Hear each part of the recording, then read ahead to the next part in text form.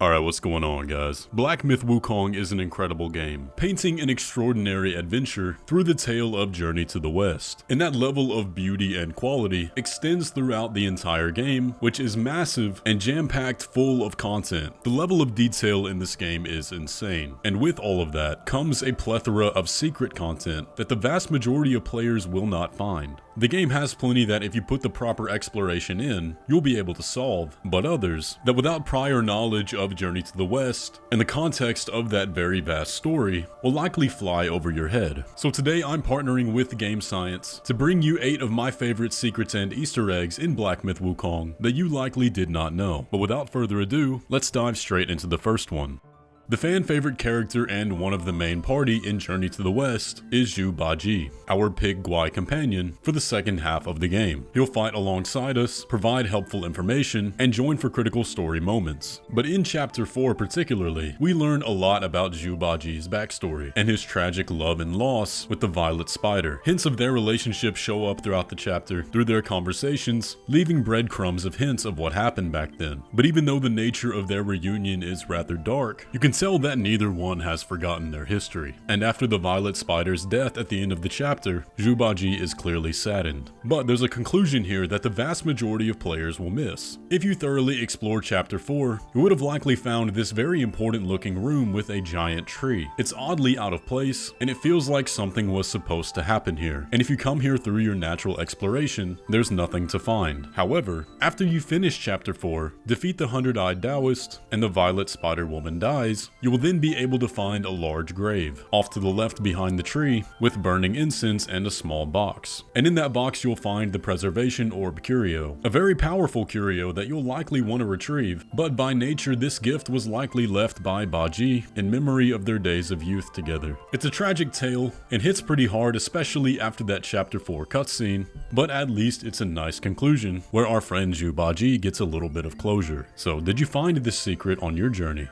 For the second one today, we're going to keep that sadness going a little bit through a hidden quest line in Chapter 2. There's a missable boss fight that can only be activated if you found this tiger's acolyte and defeated him, obtaining the old rattle drum. This item will allow you to interact with 3 places on the map where your screen will turn gray, and a young boy who's sick will ask you to play the drum so that he can hear it. And he'll tell you rather innocently that his father took people from their village and fed them to a Gwai. However, he's under the impression that that was a lie. Eventually we'll come upon a well where the boy says he has a friend at the bottom who helped him get over his sickness, and he'll ask us to follow him to the bottom. But once we're down there, we'll discover that the stories were true and find the Gwai that was being fed the villagers, the Mad Tiger. It's an interesting quest and with a pretty hard boss fight at the end, but there's a hidden detail here that I almost guarantee you missed. At the back of the room we'll find a chest, and you may notice something weird about this. The Destined One will take a much longer time to open this chest in regards to all the others, and upon opening it, he hesitates before reaching inside. The animation for this specific chest is entirely unique, which means that there must be more to what happened here. Well, if you go into photo mode, you can take a look inside, and sadly when we do, we'll find the skeleton of the boy we were chasing. This explains the hesitancy of the Destined One, and also why, even though we follow the boy down the well, we don't hear from him anymore, and another sinister piece of the story that sadly, the cure for his illness may have just been death.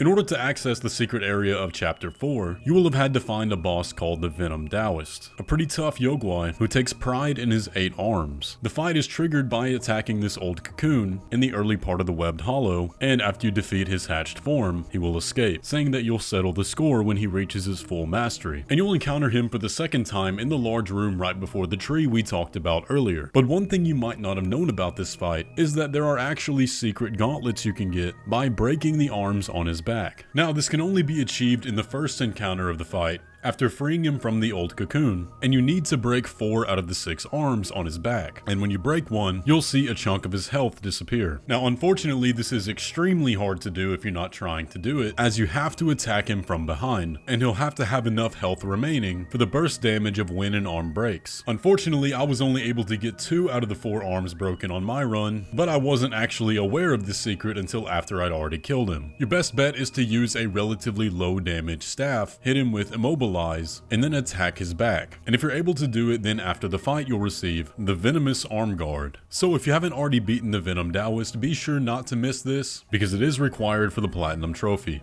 Now let's talk about some story Easter eggs, the first of which has to do with the notorious Yellowbrow, the monk who found enlightenment through indulging in desire. Yellowbrow operates on an opposite form of beliefs than the traditional righteousness. He praised the suffering of the karmic cycles, and as we see with the cutscene at the end of chapter 3, believed that humanity was inherently greedy and operated on lust, attempting to show this to his fellow monks. But one thing we'll notice about Yellowbrow is that the objects of his merit are fake. When we see Yellowbrow emerge, one very prominent symbol is the massive wheel behind him. This is called a Dharma wheel, and it's a symbol commonly used to express enlightenment or connection to the karmic teachings. But one thing we'll notice about Yellowbrow is that his was not earned or attained, but rather is just a decoration that he wears on his back, and we can see the straps around his arms that he uses to hold it in place. So his Dharma wheel is nothing more than a false show that he uses to give off the image of having achieved enlightenment. Another aspect of enlightenment that Yellowbrow fakes is his golden skin. Golden skin is a symbol of divinity and transcendence. But when Yellowbrow uses his golden skin ability, it's as if he poured something on himself. And even as we approach him, we can get that golden skin too. It's yet another fake. So just like the false set of teachings that Yellowbrow follows, his aspects of divinity are nothing more than a selfish imitation.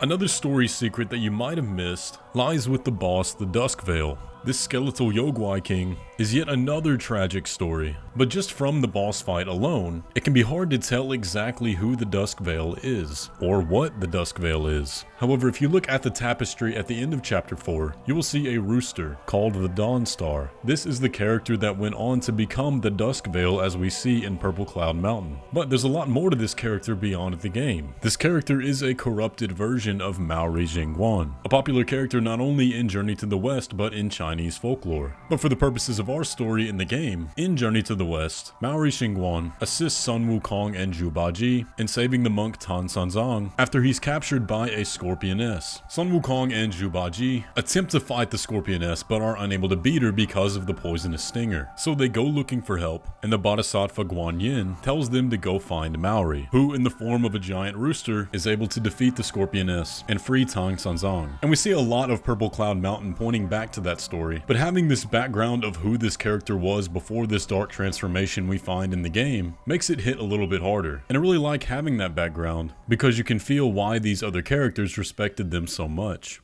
This next secret is one that if you did a lot of exploration you might have already known about, but if you're someone that speedran the game without taking the time to check every nook and cranny, you likely missed. And that is the Clamor of Frogs achievement, which you'll of course need if you're going for platinum. In each of the 6 chapters, there is a hidden frog mini-boss, and they're tucked away in easy to miss spots except for likely the one in chapter 2, and in order to get the achievement, you simply need to go find all 6 of them and beat them. As these are frogs, you're going to want to look in bodies of water, and the one in chapter 1 can be found in the stream near the Snake Trail Keeper's Shrine in a little pond near the waterfall. The frog in chapter 2 is very easy to find and hard to miss, but he's in a little canyon off the main path right at the beginning, which should be off to the right. The frog of chapter 3 is fairly close to the Felicity Keeper's Shrine. Going past the shrine you'll find a little cave and a stream, and the frog will be at the end of it. The frog in chapter 4 can be a bit difficult to find, but going from the lower hollow Keeper's Shrine, follow the left path past the cocoons, and you'll eventually find a crack in the wall that you can go through. After that, if you just explore, you'll find him. Chapter 5's frog is right beside the entrance to the secret ice cave, but he's tucked away off to the left where you could miss him. As soon as you enter the cavern,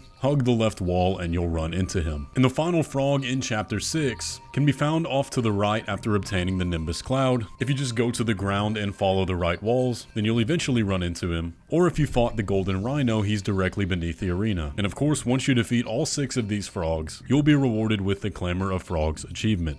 Let me give a bit of a spoiler warning here, because we are going to be talking about a secret final boss, so here's your warning, I'm about to say their name. But if you stuck around, then you know that the secret final boss is Erlang the Sacred Divinity, one of the few characters in Journey to the West that can truly rival Sun Wukong. And this is pretty definitively the hardest fight in the game, and there's a number of reasons that go into that, with things such as extremely long combos, Erlang copying your elemental damage, his very powerful shield, and multiple different phases throughout the fight. But the true kicker that makes this fight so hard to learn is that according to many people that have looked into it, Erlang has 72 unique moves. That is a massive amount, but if you're familiar at all with Journey to the West, then you likely understand the significance of that number. 72 corresponds with the 72 earthly transformations of Sun Wukong, which is a really fascinating detail and way for them to truly paint the picture of Erlang being Sun Wukong's true rival. And it's that level of detail that makes this game so good. You can really tell how much passion the team has for this story and the characters that are in it. But I don't think I'm going to be memorizing Erlang's 72 moves anytime soon. I am still very much stuck on this fight.